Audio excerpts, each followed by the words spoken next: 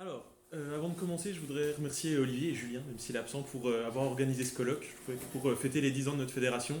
Et rien de mieux qu'un retour aux sources, puisque ça permet d'affirmer un élément qui caractérise profondément l'identité de notre démarche, à savoir l'attachement au respect de l'historicité.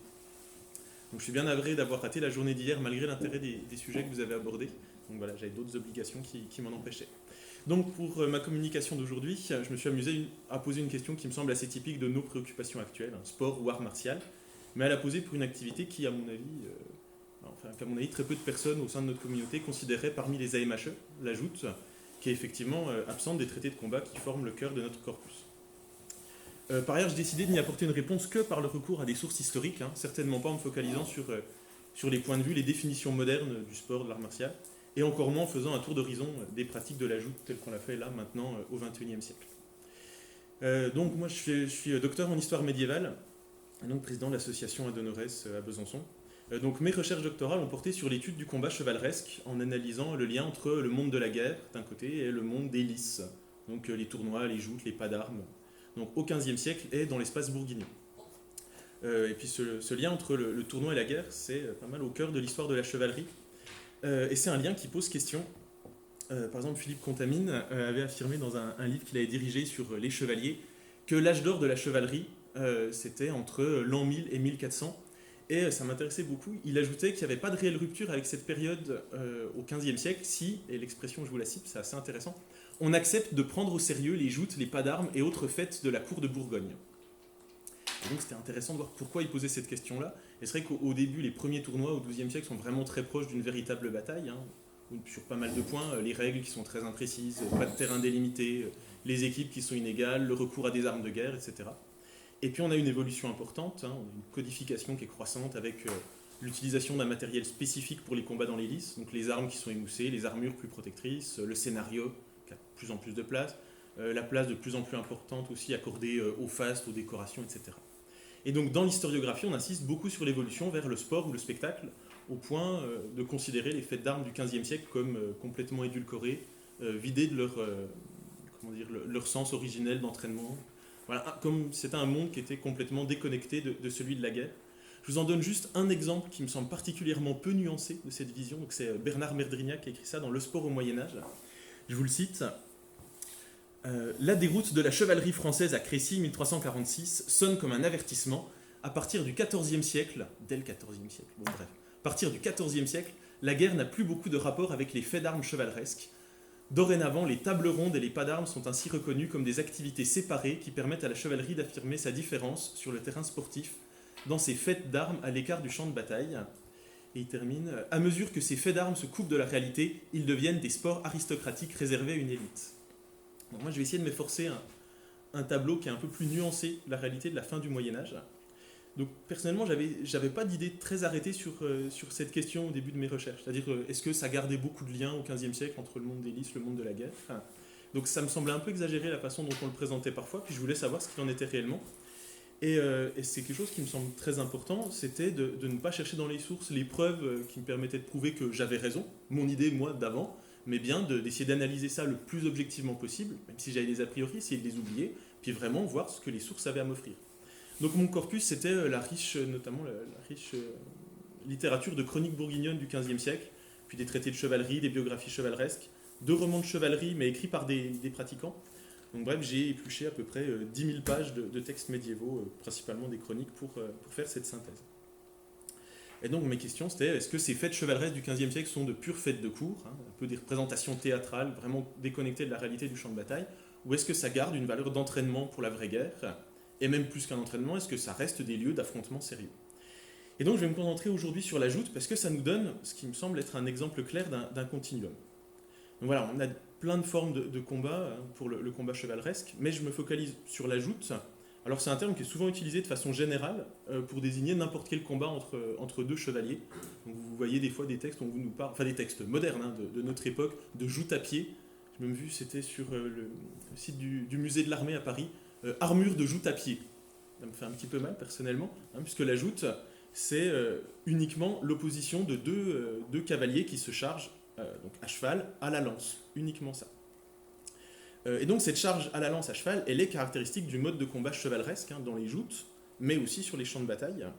C'est Jean Flory qui a beaucoup étudié la chevalerie et qui insiste sur ce côté caractéristique de cette escrime spécifique. Donc j'ai trouvé que c'était assez idéal pour analyser le lien ou le fossé entre ces deux mondes du tournoi et de la guerre. Donc je ne sais pas, certains ont lu Noël Falloz qui a fait un livre très intéressant sur la joute dans la péninsule ibérique fin du Moyen-Âge et à la Renaissance. Alors lui, il est assez catégorique et il considère que la pratique de la joute n'entraîne pas à la guerre. Ce que je vous propose aujourd'hui, c'est d'analyser plusieurs situations pour faire une espèce d'échelle d'effets d'armes, du plus codifié au plus guerrier, pour essayer de trouver les points de continuité et les points de rupture. Donc on va commencer par essayer de montrer les cas extrêmes. Donc c'est vrai que de prime abord, si vous prenez la guerre d'un côté et la joute de l'autre, ça a l'air deux mondes qui sont très distincts. Donc les plus extrêmes, voilà, la charge collective à la guerre, hein, vous avez la mêlée, vous avez les gens là qui sont à l'avant en train de charger sur cette image. Voilà. Alors après, on pourrait aller dans les détails, hein, ça peut être contre des cavaliers, ça peut être contre des piétons, ça peut être fait par la majorité de l'armée, ça peut être fait par quelques compagnies qui vont, elles, rester à cheval, contourner l'armée adverse. Bon, quoi qu'il en soit, là, on est dans une charge collective, et ceux qui chargent tombent dans un certain anonymat, puis c'est la cohésion de la troupe qui donne sa cohésion à l'ensemble. Donc voilà, vous verrez, j'ai attribué des lettres pour qu'on puisse s'y retrouver un petit peu plus. Donc voilà, la charge collective à la vraie guerre, ça c'est une de mes extrémités. Aux antipodes, il y a ce monde qu'on pourrait qualifier comme celui du sport, avec le risque d'anachronisme, enfin, ça dépend ce qu'on met derrière, qu'il pourrait y avoir. Donc je vous ai dit, ça semble de plus en plus artificiel. Là, je vous mets une miniature qui donne voilà, cette idée des belles fêtes d'armes bourguignonnes du XVe siècle. Hein, je pourrais en citer pas mal. Le pas du Perronfay à Bruges en 1463, l'Arbre d'Or, pour ceux qui savent, qui est tenu par Antoine, le grand bâtard de Bourgogne, en 1468. Donc là, on a des joutes qui sont pas mal sécurisées. Ça, ce que j'ai mis, vous verrez, ce sera la lettre A. Donc là, on peut avoir tout un matériel spécifique, hein, des armures de joute qui sont plus protectrices que les autres. Vous avez déjà vu ce genre d'armure avec des aumes qu'on a qualifiés a posteriori de aumes crapauds, donc qui sont des casques où vous respirez mal, vous avez une vue qui est limitée, c'est complètement verrouillé au plastron pour sécuriser votre tête en cas de coup de lance au visage. On a des lances aussi qui sont plus sécurisées, vous n'avez pas des pointes de guerre. On a ces pointes spécifiques qui se divisent en trois, qu'on appelle des rochets. Alors, je ne sais pas pourquoi il y a des Français qui s'obstinent à appeler ça des coronels. Hein, c'est le mot anglais, mais on a un mot français qui existe, hein, le rochet, donc qui se divise en 3 ou en 4 souvent, comme celui-ci. Et puis, vous avez des courses qui sont faites à la toile. Donc c'est cette barrière qu'on appelle la toile, parce que souvent elle est recouverte de tissu. Donc dans les textes, on nous parle de la toile. C'est pas que du tissu, hein, vous imaginez bien qu'il y a la structure en bois en dessous, qui est donc cette barrière centrale qui sépare les chevaux quand ils galopent et qui évite leur collision. Ce qui arrive très tard, hein, c'est seulement au début du XVe siècle que ça arrive. Donc voilà, ça c'est ce que j'ai mis en A, ça me semblait un petit peu le début. Et j'avais trouvé une mention isolée qui me permettait de trouver des joutes qu'on pourrait qualifier d'encore plus artificielles que celle-ci. C'est Olivier de la Marche, mon chroniqueur bourguignon préféré, qui parle d'une joute qui s'est faite à Dijon en 1443 pour que de jeunes gens puissent, je le cite, apprendre le métier, le mestier. Et celle-ci est courue, donc la joute est courue à selle plate et en harnois de jouste, donc des armures spécifiques, mais en selle plate.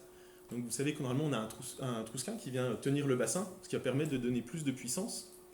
Et alors on peut se dire que c'est moins sécurisé de ne pas avoir ça, mais en fait non, puisque si ça cogne trop fort, déjà vous allez donner moins de puissance que vous n'avez pas cet appui-là, et si ça cogne trop fort, vous allez sortir de votre selle, mais finalement c'est moins dangereux que de prendre un coup de lance trop violent.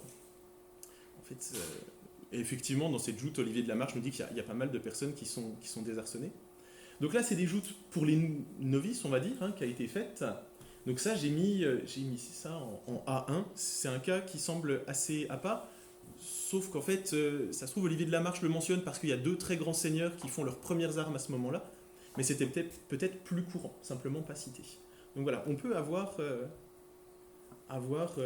ces choses-là. On s'éloigne encore plus que la catégorie A qui, on va dire, est la plus courante.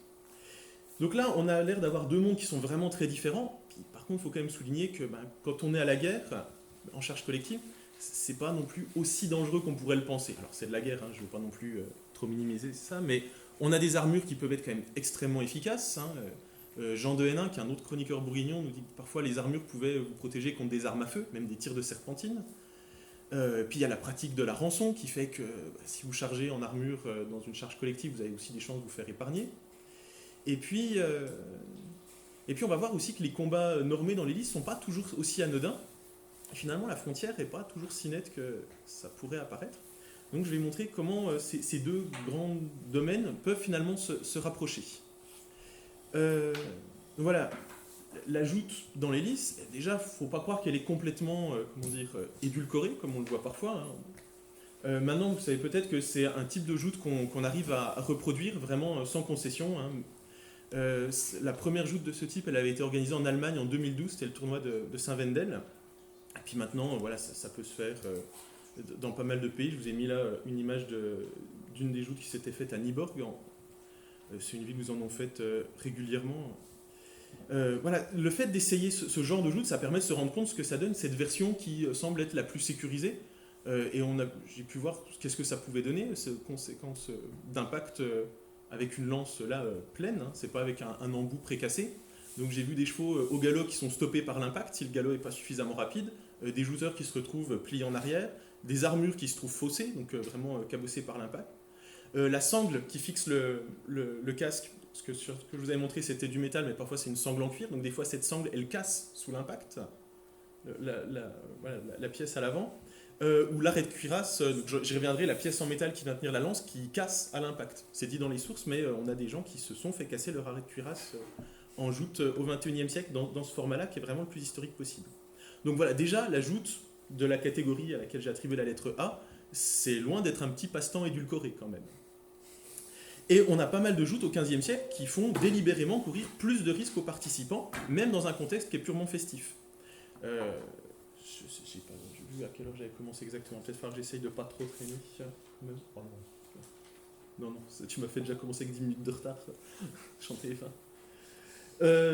Donc on a des joutes qui se font sans barrière centrale, par exemple, encore pendant longtemps.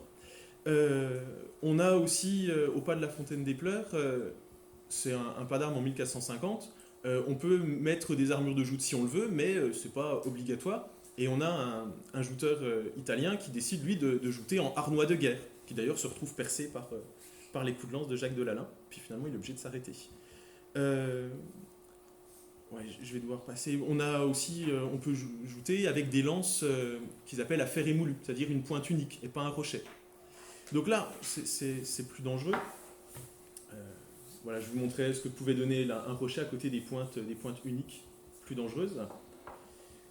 Donc là, c'est ce que j'ai mis avec la lettre B, des joutes à la lance de guerre avec un harnois de guerre sans toile. En réalité, il y aurait plein de combinaisons possibles entre le A et le B. Vous pouvez jouter en harnois de joute sans toile ou avec une toile en harnois de guerre et puis à lancer moulu.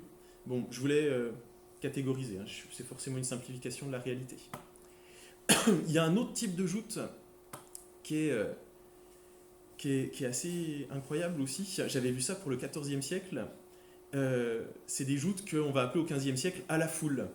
Là, c'est un chevalier espagnol qui raconte ça, enfin son chroniqueur, son biographe. Donc cette joute, il n'utilise pas l'expression à la foule, on la trouve dans d'autres textes du XVe siècle. Je vous cite cette description. Donc la toile, la barrière centrale, ça vient de la péninsule ibérique justement. Donc lui, là, il est surpris en arrivant en France. Et son biographe dit, pardon. Les Français joutent d'une autre manière qu'on ne le fait en Espagne. Ils jouent sans toile, à façon de guerre et à l'aventure. Ils se placent d'un côté, 10 ou 20 ou 30 ou plus, et autant de l'autre. Dès que l'un prend sa lance, un autre a tout de suite empoigné la sienne, et il n'en sort pas un seulement, mais avec le grand ardeur, il arrive que 2 ou 3 sortent ensemble. Vous imaginez les deux grosses équipes, on prend une lance, hop, c'est qui mon adversaire, hop, il y en a un qui a pris sa lance, et hop, ça y est, on est parti. Il est bizarre le jeu du béret quand même. Le quoi, pardon? Le jeu du béret, il est bizarre. Ouais, bravo. Donc ça, voilà, les joutes à la foule, je pensais qu'il n'y en avait plus au XVe siècle. Moi, j'avais étudié dans mon mémoire de master avant les chroniques, les traités de Geoffroy de Charny, chevalier du milieu du XIVe siècle. Et c'est des joutes comme celle-ci. Et voilà, pour moi, c'était au XIVe siècle, ça disparaît ensuite, ça. Et j'en trouvais plus du tout. Et j'avais fini par trouver une petite citation toute petite, mais qui est fondamentale. C'est Olivier de Lamarche qui en raconte une. Et en fait, il passe énormément de temps à raconter les gros pas d'armes, justement, vraiment très très fastueux, et du coup, on voit que ça. Et à un moment, il parle d'une petite joute à la foule, et en fait, il dit juste une phrase qui est fondamentale, il dit « Pour ce que c'est chose commune de jouster à la foule, je n'en fais autre relation. Et ça change toute notre perspective. En fait, nous, on se focalise sur ces grands pas d'armes. Et là, Olivier de la Marche, il nous dit ouais, là, ils ont fait une joute à la foule, mais on en fait tellement tout le temps, je ne vais pas vous en parler. Et le problème, c'est que c'est tellement courant, personne n'en parle. Et en fait, c'est avec des citations comme ça, puis avec d'autres citations, qu'on arrive à se rendre compte que, en fait, c'est courant de jouter comme ça. Et là, c'est beaucoup, beaucoup moins codifié que de la joute, on va dire, classique. Donc, vu le temps qui nous reste, il va falloir que je passe un petit peu sur les autres types. Je reviens du coup à mon autre extrémité, cette fois à la guerre. Même à la guerre, du coup, il est question des fois de rompre des lances dans les chroniques. C'est assez surprenant. On nous parle de combat, on nous dit que là, il y a maintes lances rompues. Donc pendant des escarmouches, par exemple. On a même une ordonnance militaire de 1472, on nous dit que le cheval d'un homme d'armes, donc à la guerre, hein, j'insiste bien, doit être suffisant pour courir et rompre lance. On utilise l'expression de rompre une lance à la guerre. Et finalement, c'est assez logique parce que le geste technique, il est tout à fait similaire. Et on a des occasions d'affrontement individuel à la guerre. Et je vous en donne une petite escarmouche qui est relatée par un livre anonyme, le livre des trahisons de France, en 1411. On est aux portes de Paris. C'est un capitaine bourguignon, Enguerrand de Bournonville, qui sort de la ville. Il a 30 hommes d'armes avec lui et il se fait attaquer par certains de ses ennemis.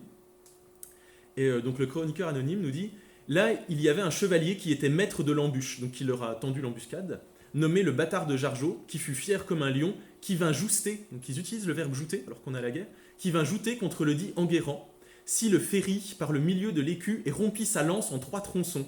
Or Enguerrand, qui pour ce temps était la meilleure lance conçue, l'atteindit droit en la visière, s'il lui porta son casque, il n'y a pas le mot mais on arrive à le comprendre implicitement, lui porta son casque hors de la tête, l'or tira l'épée d'acier et lui pourfendu jusqu'aux dents, s'il n'eût sitôt parlé et lui dit « Je me rends votre prisonnier ».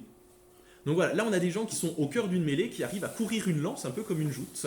Et ce que je vous disais, l'utilisation du verbe jouter, c'est quand même très très révélateur. J'avais plein d'exemples, je ne vous les citerai pas tous évidemment.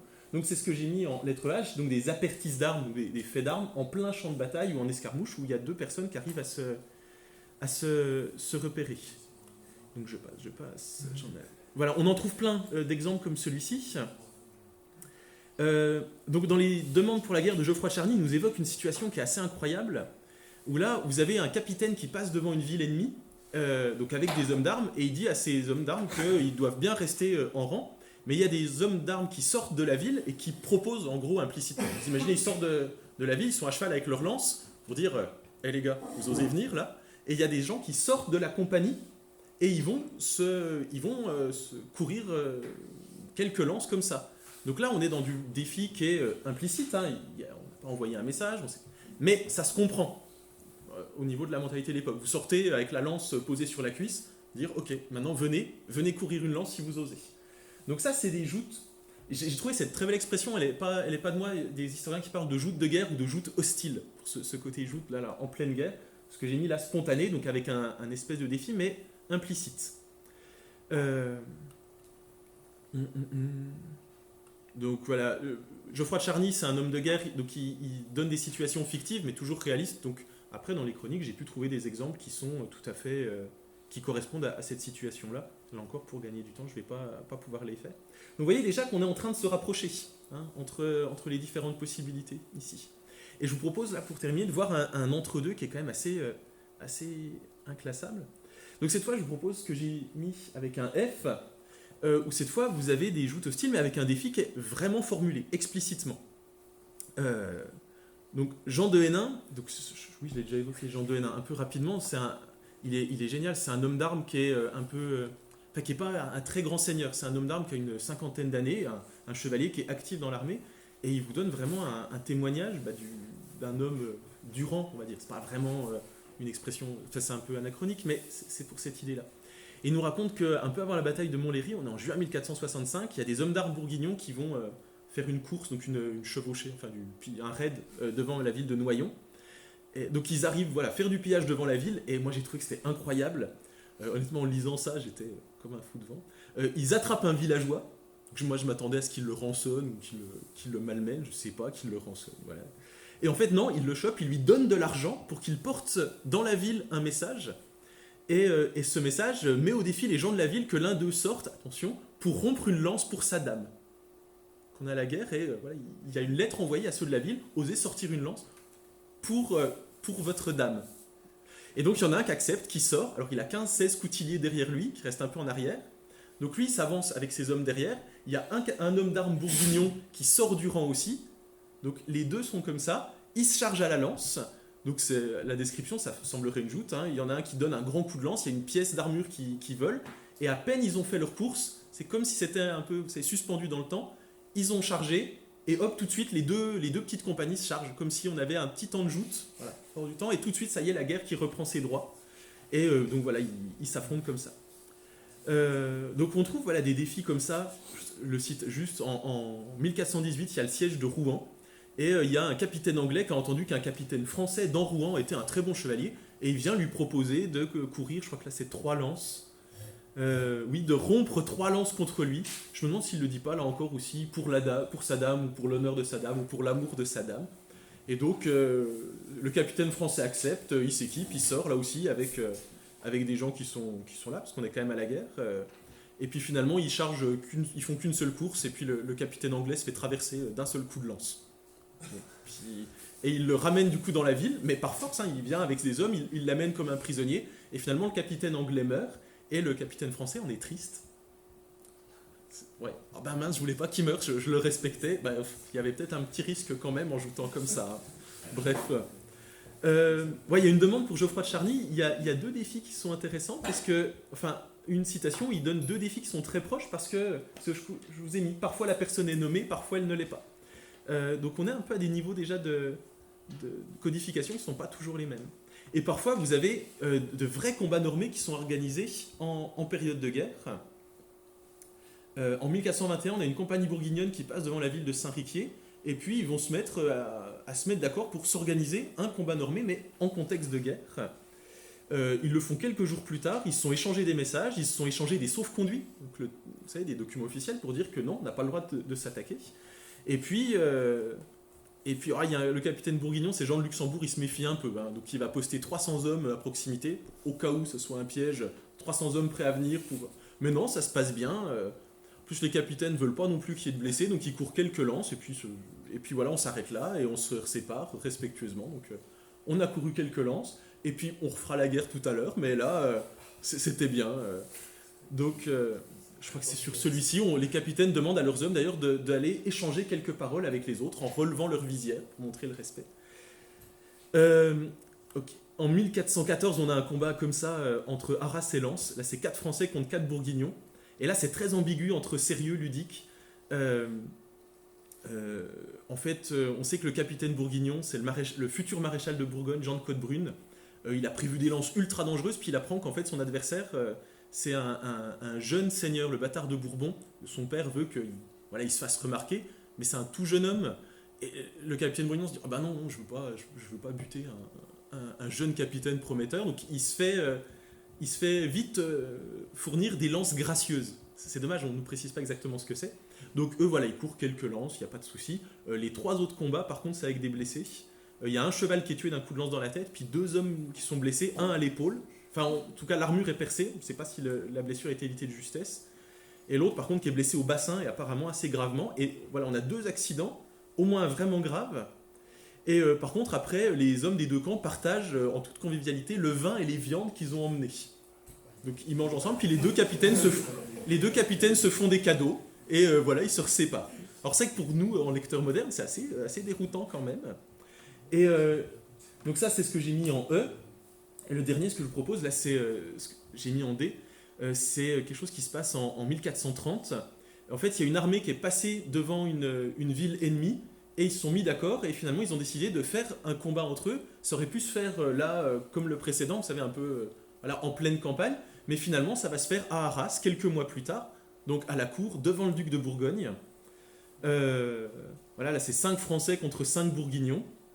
Donc vous imaginez, les Français reçus à Arras, en ville bourguignonne, évidemment avec des souffles-conduits, on les reçoit cordialement. Donc c'est dans un contexte de cour. Il y a plein de courtoisie, d'estime, mais par contre c'est sanglant. il y a un jouteur qui finit assommé. En fait, il se prend un tel coup dans le casque qu'il est à moitié assommé. Puis avec le déséquilibre, il y a son cheval qui tombe avec lui.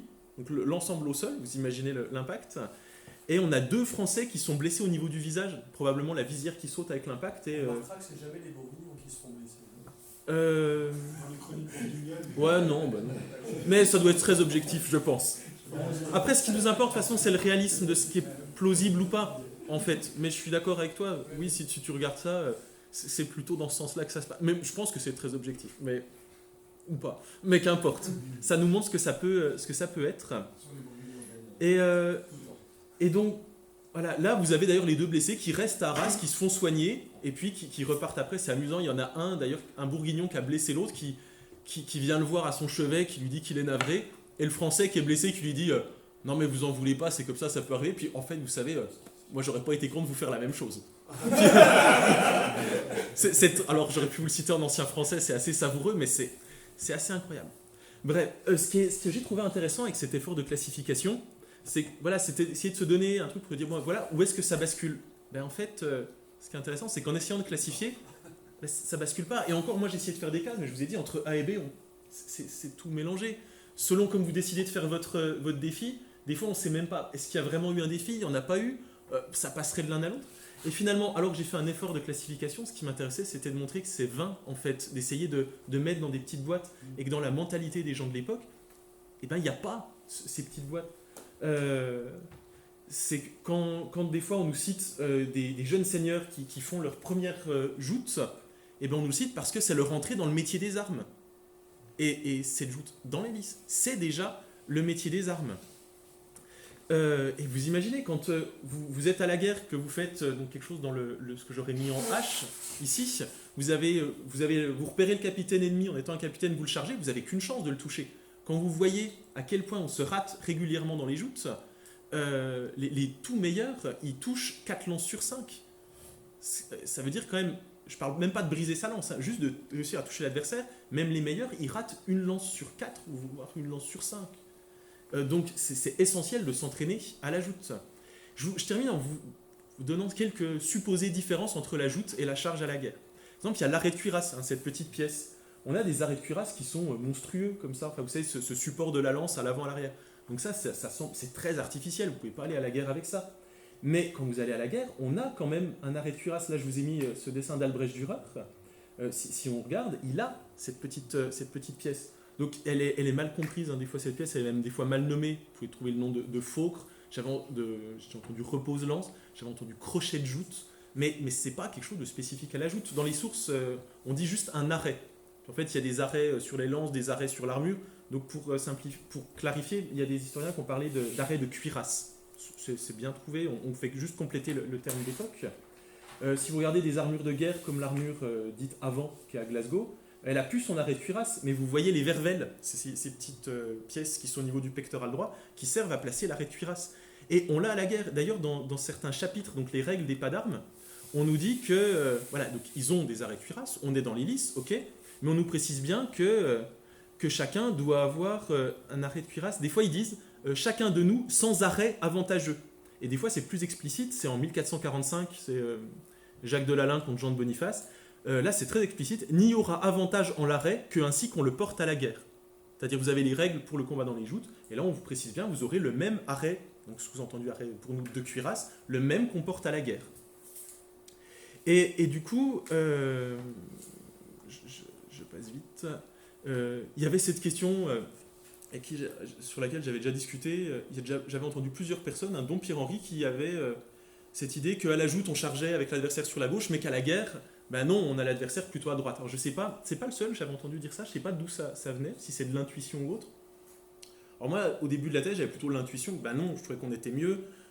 Avant d'avoir les armures complètes, en 12e, 13e siècle, on a le bouclier, on a envie d'exposer ça. Moi je trouve qu'en joutant, quand vous touchez, vous ratez à gauche, ça se dégage assez vite. Alors que si vous ratez à droite, enfin, ça vous tourne le bras ici, enfin, ça me semble même dangereux en fait pour votre bras.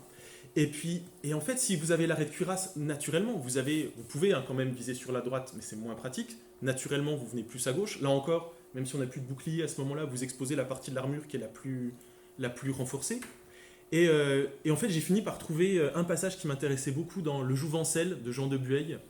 J'explique pas. Bon, c'est une source qui est vraiment passionnante. Et là, c'est un homme de guerre qui explique, et il dit que si vous chargez à la guerre, si vous avez toute la possibilité de choisir, le terrain vous permet de faire comme vous voulez, idéalement, votre charge de cavalerie, balancez-la sur l'aile droite. Et je vous le lis. Je suis d'opinion que vous mettiez votre aile de la main droite plus forte que l'autre. Moi qui ai l'avant-garde, je me tire sur le côté droit. Et ainsi, quand nous mettons la lance en l'arrêt, nous avons la main plus à commandement de celle part. Si vous chargez sur le côté gauche, votre corps ni votre lance ne s'y adonnent pas si bien. Donc vous comprenez, si vous chargez en étant sur l'aile gauche, vous allez venir ici et vous ne serez pas si bien.